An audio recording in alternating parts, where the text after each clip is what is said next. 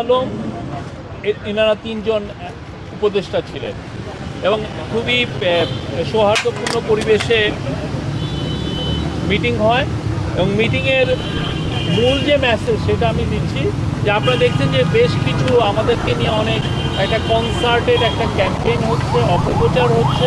তো সেই বিষয়ে আজকে মিটিংয়ের দিকে বিএনপির তরফ থেকেও একটা বার্তা দেওয়া হয় যে ন্যাশনাল ঐক্যর কথা বলা হয় এবং প্রফেসর ইউনূস আমাদের প্রধান উপদেষ্টা উনিও এই ন্যাশনাল ইউনিটির কথা বলেছেন যে জাতির সমস্ত ইউনিটির ক্ষেত্রে, জাতির স্ট্যাবিলিটির ক্ষেত্রে উনি সবার মধ্যে ইউনিটির কথা বলেছেন। সেটা এমন স্টুডেন্ট, ছাত্র, জনতা, হিন্দু, মুসলমান, খ্রিস্টান সবার মধ্যে উনি ন্যাশনাল ইউনিটির বার্তা দিয়েছেন।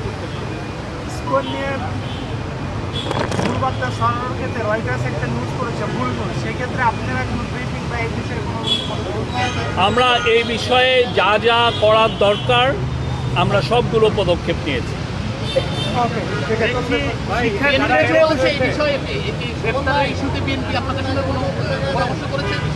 এই চিটাংয়ের বিষয়টা আলাপ হয়েছে, ওই একই জিনিস, সবাই ন্যাশনাল ইউনিটি এবং চিফ অ্যাডভাইজার বলেছেন সবাইকে শান্ত থাকতে বলেছেন। হ্যাঁ, সবাইকে শান্তির বার্তা দিয়েছেন এবং সবাইকে শান্ত থাকতে বলেছেন। ছয়জনকে বলা হচ্ছে সংগঠনের প্রতিনিধি যাদের রেস্ট করা হয়েছে, আপনাদের দপ্তর থেকে একটা বার্তা দেওয়া হয়েছে, এটা সম্পর্কে কিছু বলবেন? আমাদের তরফ থেকে আমরা চিটাং মেট্রোপলিটন পুলিশের থেকে যেটা পেয়েছি যে মোট 33 জনকে অ্যারেস্ট করা হয়েছে। তার মধ্যে 6 জন হচ্ছে যাদেরকে ভিডিও ফুটেজ দিয়ে শনাক্ত করা হয়েছে এবং তারা সাসপেক্ট হচ্ছেন, এই মার্ডারের তাদেরকে সাসপেক্ট হিসাবে ধরা হচ্ছে।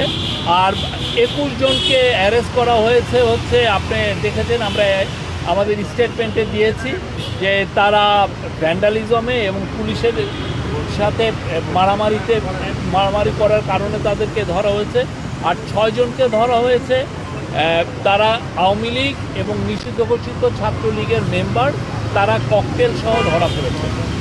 ভাই,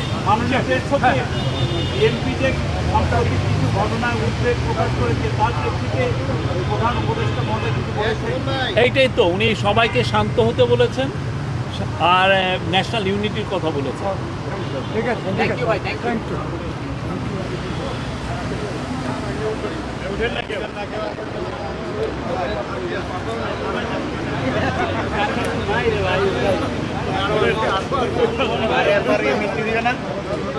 খাবার দাবার আছে।